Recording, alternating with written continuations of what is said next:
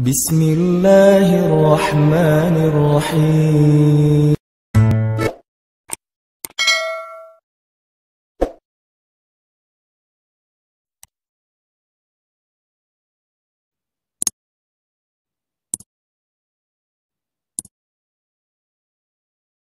Jangan sampai dunia melalaikan kita dari akhirat. Kalau enggak sampai melalaikan, enggak apa-apa. Kita boleh mencintai pasangan, kita boleh bersenang-senang dengan pasangan. Kalau enggak ada pasangan, sabar dulu. Kita boleh punya kendaraan yang bagus, kita boleh punya, kalau di sini al-khailul musawwamah. Kita boleh punya onta ataupun kuda yang bagus. Musawwamah itu kuda dan onta yang mahal loh. Harga kuda Nabi itu di atas 300 juta. Harga onta Nabi itu mungkin sekitar 2 miliar. Harga Alphard 1 miliaran ya. Berarti lebih mahal daripada Alphard. Boleh nggak kita misalnya bercita-cita pengen punya Alphard? Boleh. Asalkan jangan sampai kita korupsi. Jangan sampai kita bohong. Jangan sampai kita curang. Jangan sampai kita ngezolimin orang lain yang nanti merugikan dunia dan akhirat kita. Boleh nggak kita berharap punya istri yang cantik? Saya belum jawab. Boleh nggak sih? Yang di atas pengen punya suami yang keren, boleh nggak?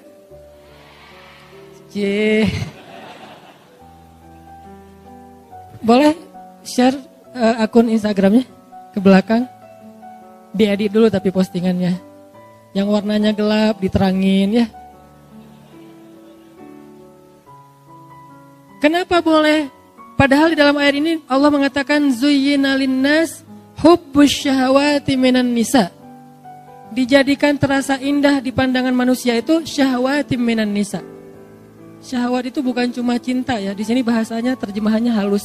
Syahwat itu kebutuhan biologis. Sehingga ada yang ngomong gini nih, sering ada di komen, ada di statement di sosmed tuh gini. Nikah mah jangan karena hawa nafsu, tapi karena Allah. Sehingga kalau ada yang nanya ke saya, Ustadz tuh nikah nafsu gak sih? Nafsu, saya bilang. Kalau gak nafsu gimana caranya? Wah Ustadz gak benar, berarti nikahnya gak ikhlas karena nafsu. Perhatikan firman Allah di surat Al-Mu'minun. Walladzina hum li furujihim hafizun illa ala azwajihim. Orang yang menjaga, kemaluannya kecuali kepada istri-istri mereka. Oh kalau gitu nikah boleh dong karena hawa nafsu? Boleh banget, memang gitu. Bukankah makna litaskunu ilaiha yang kita singkat dengan istilah sakinah itu adalah laki-laki supaya merasa tentram kepada perempuan? Itu bahasa kiasan. Al-Quran itu punya gaya bahasa kiasan, punya gaya bahasa peribahasa Al-Quran itu ada. Salah satu peribahasa Al-Quran itu inna angkaral aswat la sautul hamir. Sesungguhnya seburuk-buruk suara itu suara keledai, itu peribahasa Al-Quran. Ada juga kiasan. Kiasannya apa? Yang tadi kiasannya litaskunu ilaiha, supaya kalian merasa tentram kepada istri kalian. Maksud tentram di sini adalah bisa menyalurkan kebutuhan biologis dengan cara yang terhormat dan halal. Masa sih Ustadz? Nih dengerin hadis Nabi. Ada seorang sahabat nanya ke Nabi gini, ya Rasulullah, memangnya kalau seorang laki-laki menyalurkan kebutuhan biologisnya kepada perempuan istrinya, itu berpahala gak sih Rasul? Syahwat kepada istri, pahala gak sih Rasul? Nabi balik bertanya, kalau dia menyalurkannya kepada selain istrinya, dosa gak? Dosa. Begitu juga kalau dia melakukannya kepada istri yang sah, maka dia menjadi pahala dan ibadah. Oh kalau gitu harus hawa nafsu? Iya. Walaupun itu bukan yang terpenting. Tapi Nabi meletakkan itu di awal. Ketika Nabi mengatakan pilihlah perempuan karena 4 hal. Yang paling depan apa? Fisik kan? Walaupun yang paling utama apa? Agama, iman. Tapi Nabi nggak meletakkan agama di depan, padahal agama paling utama. Kenapa? Nabi itu kalau ngomong yang realistis. Walaupun punya idealisme. Ini lihat gaya bahasa Nabi ini. Kalau kita kan agama. Kata Nabi, bukan. fisik dulu, harta, keturunan, baru agama. Tapi kalau disuruh pilih, agama dulu. Tapi Nabi nyebutnya apa? Fisik dulu kan? Kan kita nggak tahu seseorang itu soleh atau enggak pas kita baru ketemu, baru lihat akunnya ketahuan soleh atau enggak ketahuan. Pasti yang pertama kita lihat hasil editan di ngedit semalaman. Wah, Korea banget nih. Korea yang dikasih hijab gitu ya. Boleh nggak kayak gitu? Boleh. Bukankah sahabat pernah mau menikahi seorang cewek, saking terjaganya dia nggak ngelihat calon istrinya. Nabi nanya, kamu udah ngelihat belum wajahnya? Belum ya Rasulullah. Kalau bahasa kita, enggak ya Rasulullah, saya mah menjaga pandangan. Kata Nabi, jangan gitu, lihat coba. Nabi kan orangnya realistis. Oh gitu ya Rasul, boleh saya lihat? Boleh. Akhirnya dia stalking. Bahasa sekarang stalking, bahasa hadisnya dia ngintip-ngintip. Kan stalking kan? Dia mengintip-ngintip dari kejauhan mana si cewek lagi keluar dari ruang kuliahnya. Oh itu, Masya Allah, Subhanallah. Saya pikir biasa-biasa aja, ternyata bidadari. Ini artinya dia stalking. Boleh nggak stalking? Boleh, selama postingannya masih aman. Begitu ada yang macam-macam, langsung unfollow. Di blok, jangan, kasihan. Unfollow aja. Dan jangan unfollow terus ganti akun, lihat pakai akun yang baru. Jangan. Biar gak ketahuan. Bikin 2 akun. 1 akun pencitraan, 1 lagi akun stalking. Enggak. Bukan pengalaman. Pernah sih. Ini artinya teman-teman ternyata dalam hadis boleh kita mencintai istri kita karena nafsu. Tapi itu kan bukan yang terbesar ya porsinya. Tetap ada porsi itu yang realistis lah. Sampai Nabi mengatakan salah satu di antara perbuatan sia-sia tapi berpahala adalah bercanda gurau dengan keluarga, istri dan anak. Nanti kita akan bahas tentang kata Nabi itu, kullu syai'in laisa lahu min dzikrillah fahuwa lahwun. Segala sesuatu yang enggak ada unsur zikir di dalamnya itu sia-sia. Illa arba'u khisal, kecuali 4 perkara. 4 perkara ini enggak ada zikir, enggak apa-apa. 4 perkara ini cuman main-main doang, enggak apa-apa. 4 perkara ini senda gurau, enggak apa-apa. 4 perkara ini kata orang cuman sia-sia, gak apa-apa, malah berpahala. Ada gitu Ustaz yang sia-sia berpahala? Ada, saya emang cari yang kayak gitu-gitu. Ini angle yang jarang dibahas tentang Islam, biar kita tahu salah satu prinsip Islam itu teman-teman apa? Ayat yuridullahu bikumul yusra wa la yuridu bikumul usra. Ma anzalna alaikal qur'ana litashqa. Itu prinsip Islam. Allah pengen memudahkan kalian, Allah tuh gak pengen nyusahin kalian. Di surat Toha, tidaklah kami menurunkan Al-Quran untuk hanya ngebebanin kamu Muhammad. Enggak, Al-Quran itu tidak diturunkan sebagai beban. Syariat itu bukan sesuatu yang ribet. Justru Islam itu yusr, kemudahan. Salah satu bukti bahwa Islam itu mudah, nikah. Itu bukti banget tuh. Nikah susah atau mudah? Mudah. Yang mempersulit nikah itu calon mertua berkumis tebal. Kalau syariat Allah mah gampang nikah itu, coba bayangin, cuman akad doang kan. Saya terima nikah fulanah binti fulan dengan mahar sekian-sekian. Kata saksi enggak sah. Berarti yang mempersulit bukan Allah tapi saksi. Kenapa saksi mempersulit? Ternyata saksinya mantan. Hati-hati cari saksi ya.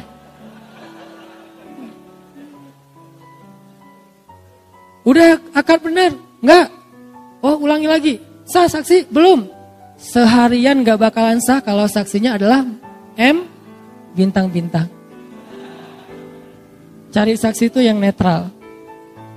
Yang udah move on. Ustadz, insya Allah ya. Nih teman-teman, artinya akad nikah itu sederhana loh. Kalau kita gak bisa akad dengan bahasa Arab, maka kita bisa pakai bahasa Indonesia. Nggak bisa hafal, boleh nyontek. Salah bisa diulang. Salah lagi bisa diulang. Nggak boleh sampai 3 kali salah, passwordnya dikunci. Nggak ada tuh. Kan kalau akun yang lain 3 kali salah masukin password nggak bisa lagi ya.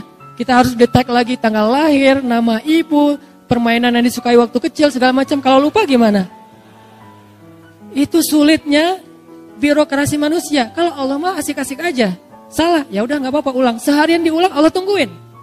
Begitu benar sekali, sah, Allah bahagia. Malaikat bahagia, ngedoain kita tuh malaikat tuh.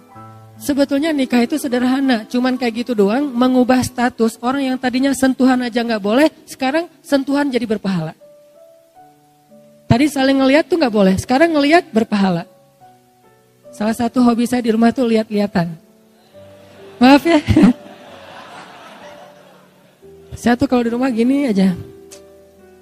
Masya Allah. Tuh, wah, saya di rumah alhamdulillah ya.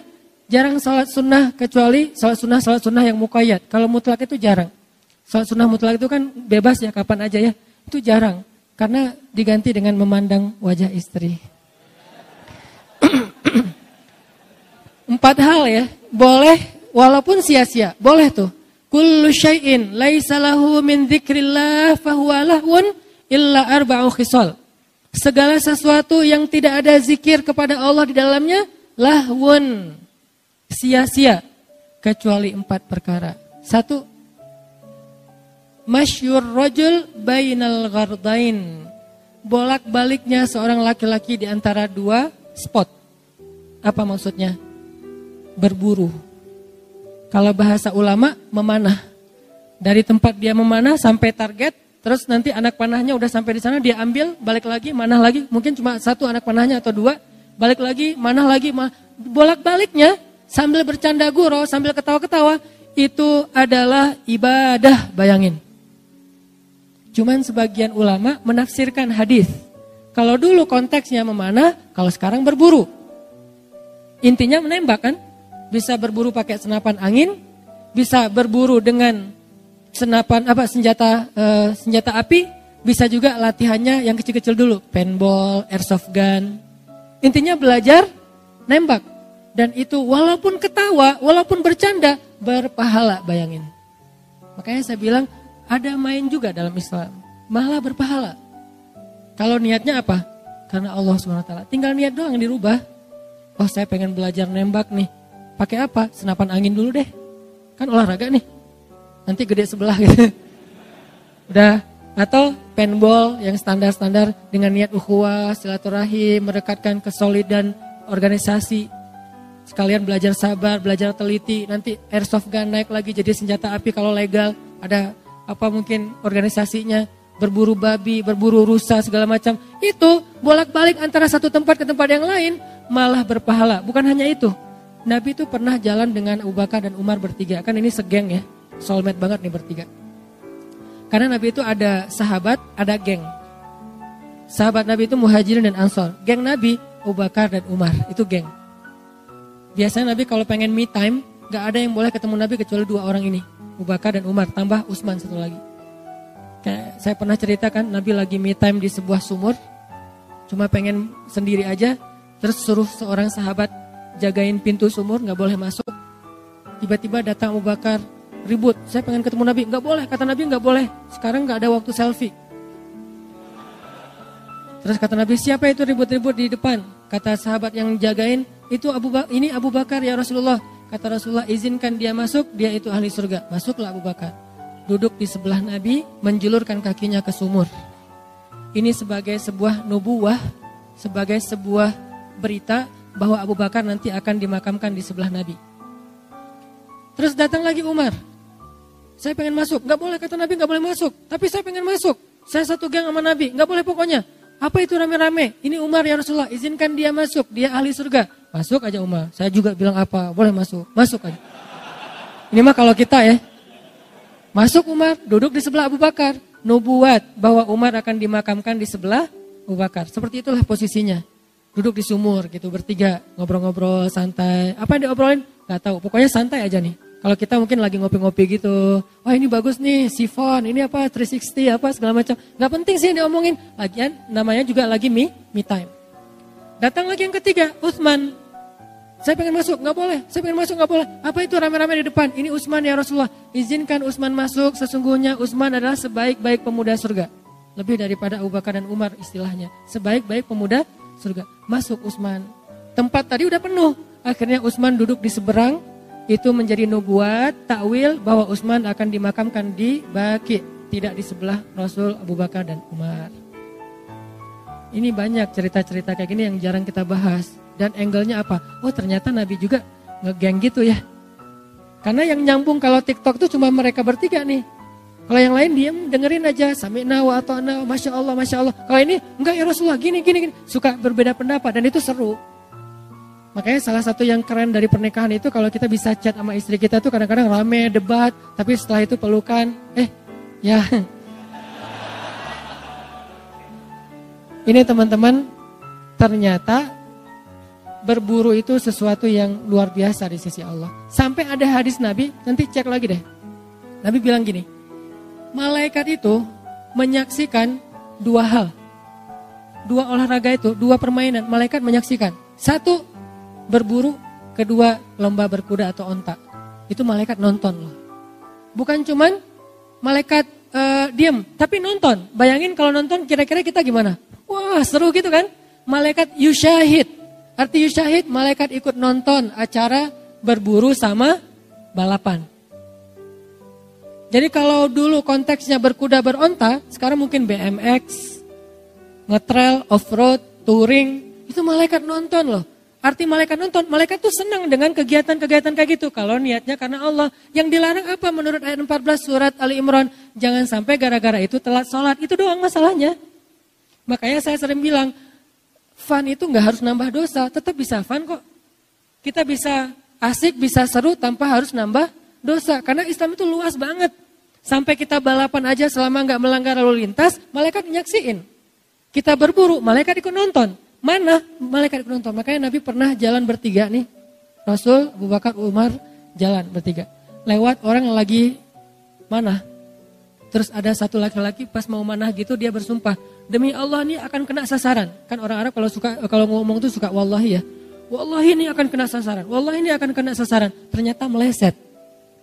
Kata Abu Bakar, dia sih sumpah berarti nggak kena sasaran tuh berarti dia harus bayar kifarat sumpah. Kata Nabi, sumpah dalam masalah memanah maka itu dimaafkan. Sampai segitunya. Sahabat saking seriusnya pengen kena sasaran tuh, dapat poin yang paling gede di tengah, dia sampai sumpah, demi Allah ini kena nih. Ternyata meleset. Kata Abu Bakar yang lewat, dia sih udah terlanjur sumpah, meleset. Berarti dia harus bayar denda, kifarat sumpah. Kata Nabi, sumpah dalam memanah dimaafin. Menunjukkan gimana mudahnya Islam memberi ruang untuk orang main. Jadi kalau kita berburu, ini kena nih, demi Allah ini kena nih. Tapi jangan dimain-mainin ya, karena dia serius nih. Ini kena nih demi Allah, gak kena. Wah lu udah sumpah tuh, bayar tuh kifarat. Bayar kifarat sumpah kan lumayan gede tuh.